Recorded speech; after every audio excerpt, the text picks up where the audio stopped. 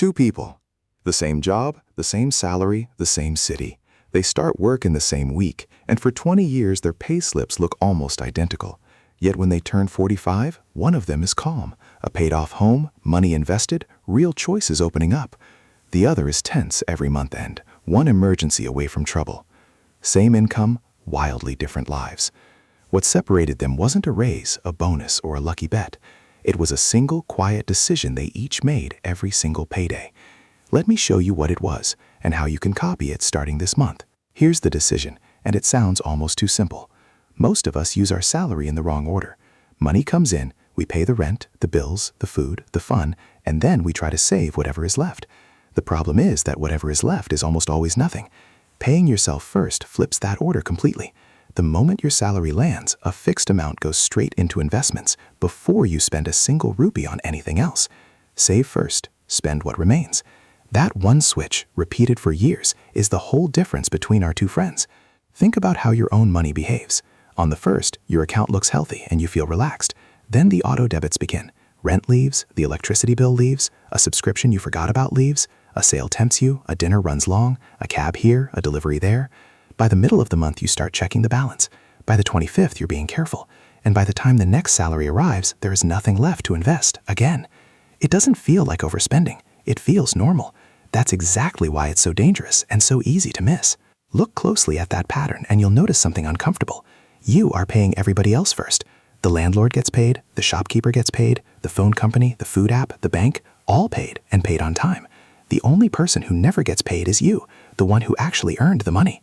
You hand out full coins to the whole world and keep a single small one for your own future, if any is left at all.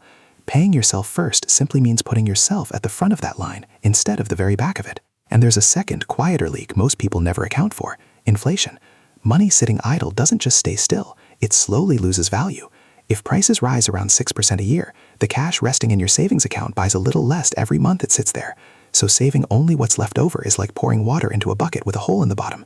You keep pouring, you keep hoping, but the level never really rises. To actually build wealth, you have to plug the hole, and that means moving money into something that grows faster than prices do. Let me make this real with two people. Arjun and Vikram are both 25, both software engineers in Bangalore, both earning exactly the same salary. The day his pay arrives, Arjun quietly moves 5,000 rupees into an investment, automatically, before he touches anything else. Then he lives happily on the rest. Vikram has a plan too: enjoy life fully now and start investing seriously later once he feels settled and earns a bit more. Two reasonable sounding choices. Same income, same city, same dreams. The only real difference is the order in which they use their money each month. Here's what happened to Vikram's plan. Later never actually arrived. There was always a reason to wait one more month. A new phone this month, a trip next month, a bigger flat, a wedding, a festival. Every time he was about to begin, life placed something urgent in front of the important. So his start date kept sliding. Next month, next quarter, next year. Meanwhile, Arjun wasn't being disciplined or heroic. He simply never saw that 5,000 because it left his account before he could spend it. His investing happened quietly in the background while Vikram kept planning to start. Vikram finally got serious 10 years later at 35. Same $5,000 a month, same intention. He assumed he'd catch up easily. He never did.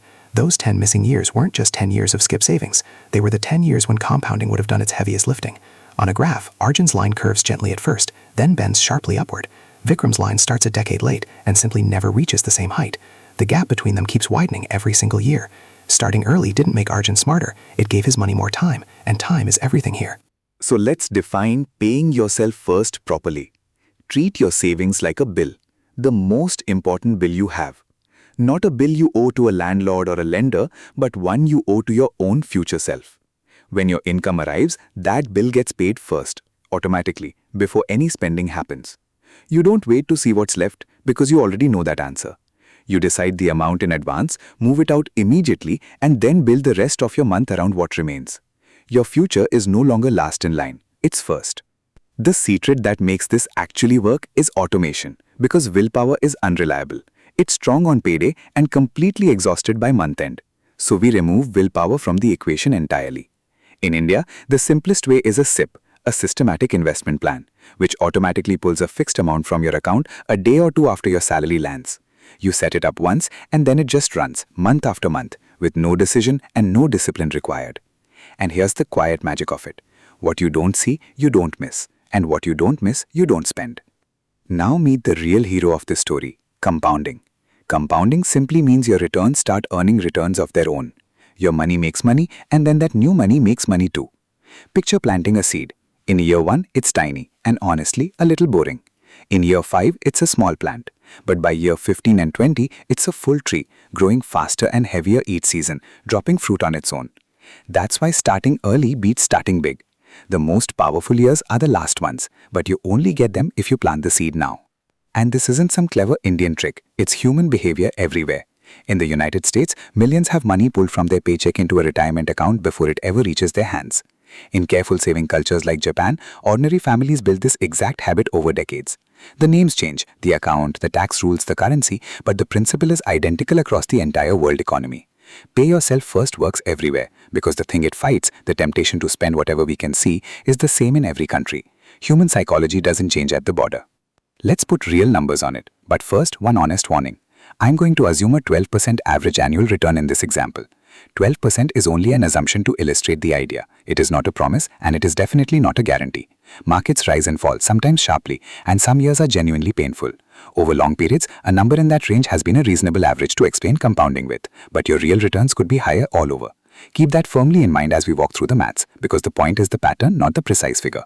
So imagine you invest 5,000 rupees a month, starting at 25, and you simply keep going for 20 years.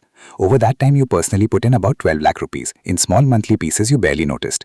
But with compounding working quietly the whole time, that money could grow to somewhere around 50 lakh rupees. Sit with that for a second. Roughly 12 lakh goes in and something close to 50 lakh comes out. You didn't earn a bigger salary and you didn't work harder. Your money did the extra work for you, patiently, in the background for 20 years. Now, here's the painful part, the cost of waiting. Take that same 5,000 a month, but start 10 years later, at 35, and run it for 10 years instead of 20. Now you invest about 6 lakh of your own money, and it grows to only around 11 or 12 lakh. Look at what just happened. You invested for half the time, yes, but you ended up with far less than half the result. Those first 10 years weren't just extra savings, they were the highest growth years of all. Skip them, and you can almost never buy them back. But maybe you're thinking, I don't have 5,000 a month to spare right now. That's completely fine, because you don't need 5,000 to begin. Many SIPs in India let you start with just 500 rupees a month, roughly the price of 2 pizzas. At the start, the exact amount barely matters. What matters is the habit itself. A small amount paid to yourself first, automatically every single month, will always beat a large amount you keep promising to start someday. Begin tiny if you must, but begin. You can always turn the dial up later. So let's get practical in 3 simple steps. Step 1. Decide your number, and don't try to be a hero on day 1. Pick an amount that genuinely doesn't scare you. Maybe 10% of your income, maybe just 500 rupees to start. The exact figure isn't the point today. If you set it too high and it hurts, you'll quit, and quitting is the only real failure here.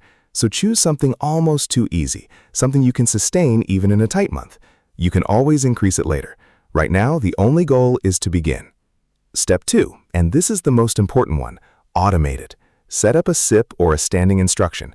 And here's the key detail. Schedule it for a day or 2 right after your salary normally lands. That timing is the whole trick. The money leaves your account before your brain has a chance to label it as spendable. You never feel like you're sacrificing anything because you never see it sitting there tempting you. You're paying your future self quietly on autopilot, month after month without needing a single ounce of motivation. Set it once and let it run. Step 3. Raise your amount every time your income grows. Got a raise this year? A bonus? A better job? Wonderful. Before that extra money quietly upgrades your lifestyle, send half of the increase straight into your investment. Just half. You still get to enjoy the other half and feel your reward. This one move, nudging your SIP up a little each time your salary rises, fights lifestyle creep, the slow trap that keeps most earners stuck.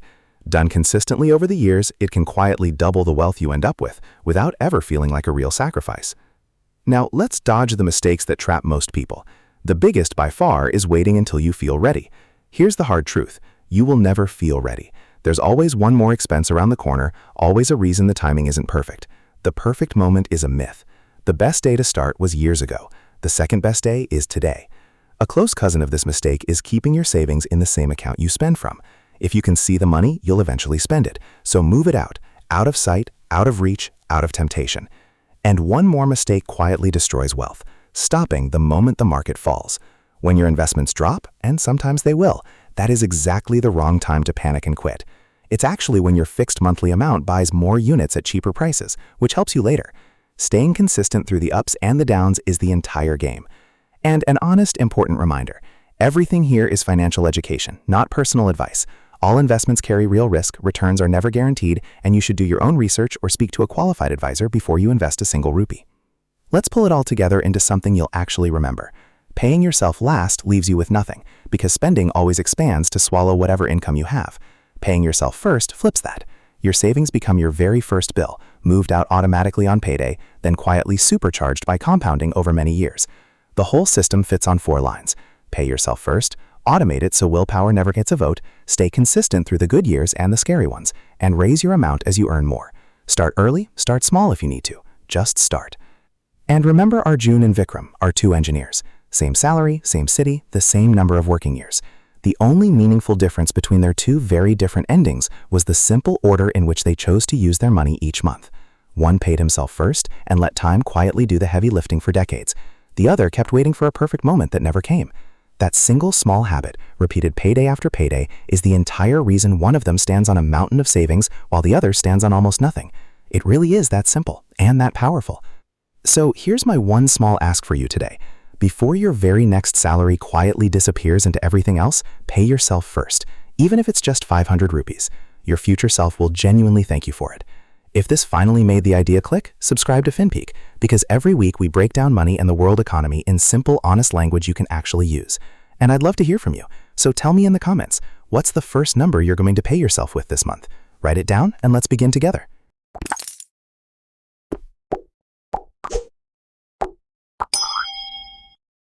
You